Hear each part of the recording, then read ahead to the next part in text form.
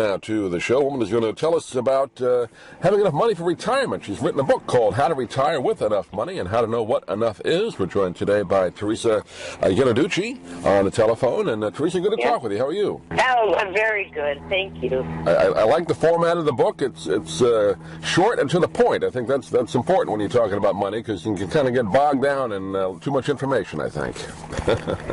Hey, thanks a lot. Also, I'm not connected to any financial product.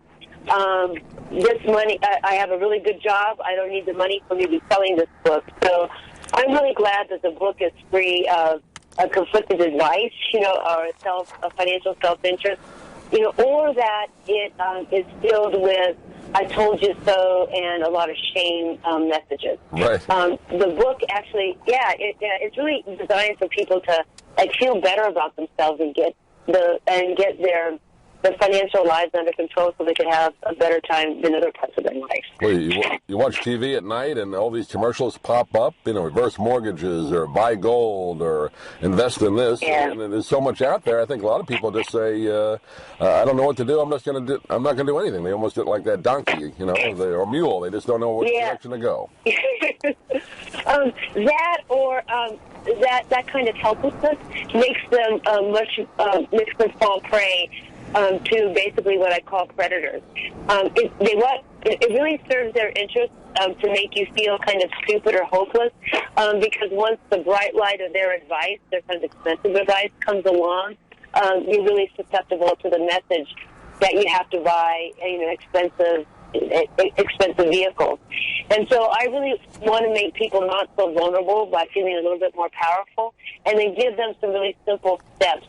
Because it turns out that my colleagues in English literature, philosophy, and in science do far harder stuff than I do.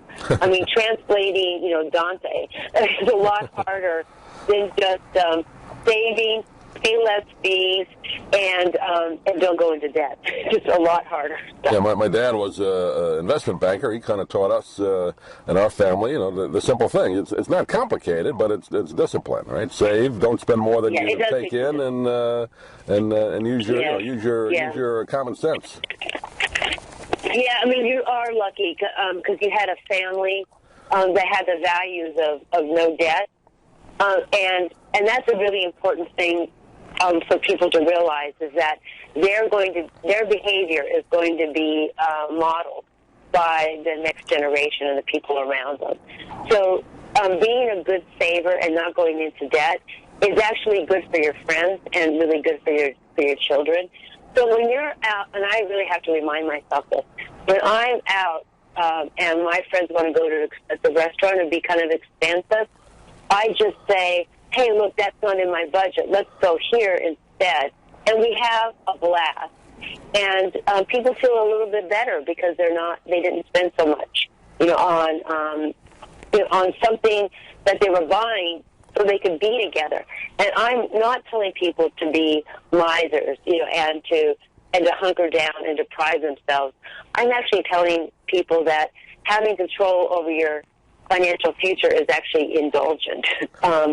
One piece of advice I have is to kind of fall in love with the stuff that you have. Mm-hmm. So I'm just thinking about your childhood, taking care of the things that you have, not storing them in big storage units and big closets hidden away, really can go a long way to feeling kind of sated and not having to go shopping all the time. It is a little scary, though, some of the stats, just reading through the book and some of the notes, how little money people actually have in retirement savings. $30,000, that's the average, right? Yeah, that's the average for people who are old. So it is scary. But again, I want that fear to be translated into action because action gives you power. No matter how far behind you are, if you're an adult and you're moving in a direction that is actually according to your plan, you instantly feel powerful and you instantly make better decisions. So let's say you have only $30,000 and you're 55 years old. My book really tells you how you can preserve that $30,000, add to it, so by the time that you're 65 or so, you can actually have a pretty good retirement. You can you may not be rich, but you'll be secure, and that's really what you have to be after when you're planning for your financial future. You do not want to be ashamed. You don't want to be up at night worrying about money. It's never too late to start, right? I mean, even, like you said, if you're in your 50s, you can still put some kind of plan together. You can put a plan together, and for every person it's going to be different, but it's going to be composed of the same kind of thing. You are not going to want to go into debt. If you have to buy a house, you're going to buy a house where you can pay it off by the time that you're 60. You may want to start downsizing your aspirations and your living standards now, so by the time that you reach a time where you can't work anymore, it's not such a shock. Downsizing should be gradual. It's not something that you do, in the year that you retire. That's kind of traumatic, in its own right. But from day one, you could feel like you have control. And make sure you realize that having control of your spending is also social. Tell people what you're doing. Don't fire your financial advisor, who probably isn't giving you added value. And they say, "What? I've been with you such a long time." You say, "Yeah, but I really have to have low fees, and I'm going to go it alone with maybe a Vanguard card.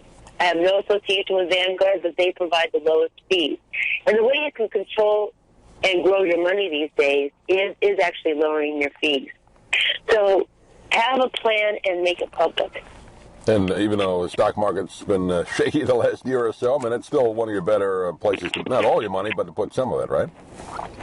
Yeah, you should have a diversified portfolio. It's actually the hardest lesson I learned when as a trustee of billions of dollars is that professional managers never look at day-to-day, hour-by-hour, even month-to-month changes in the market. What professional advisors do is have a set discipline about how much they're going to diversify their funds. And don't just look at your financial accounts like stocks and bonds. Also consider how much money you have in real estate. So a lot of times people say, "Oh, I'm going to buy the house next door or in my neighborhood," not realizing that they're putting so much of their money in a local real estate market. So unless you have a really good deal, buying property in your same geographical region in order to make money by renting it out is usually not a good deal. So stocks, bonds, your own home equity, that all constitutes a healthy, diversified portfolio. Yeah, my dad always said if the stock market went down, a good company was still good today, it'll be good tomorrow, so don't worry about it, right? Yeah, he's absolutely right. Make sure you have a diversified portfolio of stocks, and the way you do that is by buying an index fund, right? That has 1,000 issues. So maybe your dad was professional enough to pick some good companies, but we aren't. So the best thing to do is just buy a big index fund. My money's in a Russell 3000. I just have a little of everything. Yeah, he invested a bank's money, so he had to be right. Exactly. Yeah. And he was wrong some of the time and right most of the time. Right? I guess so. He lasted 43 years there, so I guess he did something right. But hey, that's really remarkable. And that really goes to retirement advice, is that people aren't going to have a job for 45 years. So you actually have to handle what you're going to do with your money as you transition from job to job. The most dangerous time for people is when they do job transition and they take their money out. Right. And so it's important to save money and never withdraw. Well, great information in the book, a lot of great tips and what you should do. It's called How to Retire with Enough Money and How to Know What Enough Is. We'll be talking with Teresa Ghilarducci today. Teresa, you have a website you want to direct people to? Get more information in the book?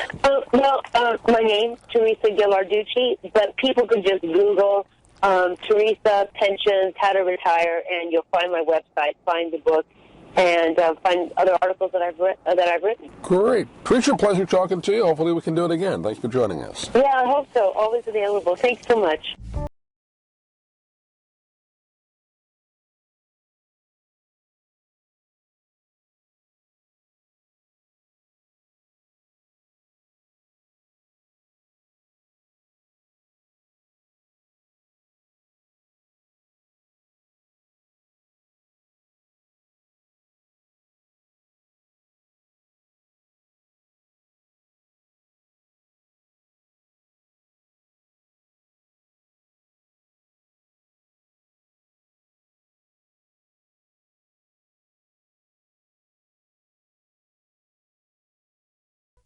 I'm Stan Brock.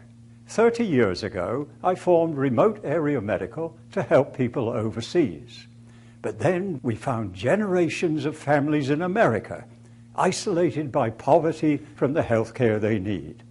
Together, we can take dental, vision, and medical help to 1 million adults and their kids, right here at home in the United States of America. If you'd like to order the book we're talking about, please go to DougMilesMedia.com and enter the author's name in the Amazon search box. Thank you for listening. Please come back soon for more conversations here at DougMilesMedia.com. This has been a presentation of Doug Miles Media, all rights reserved. You can listen to or download previous programs at iTunes, Stitcher.com, or Doug Miles.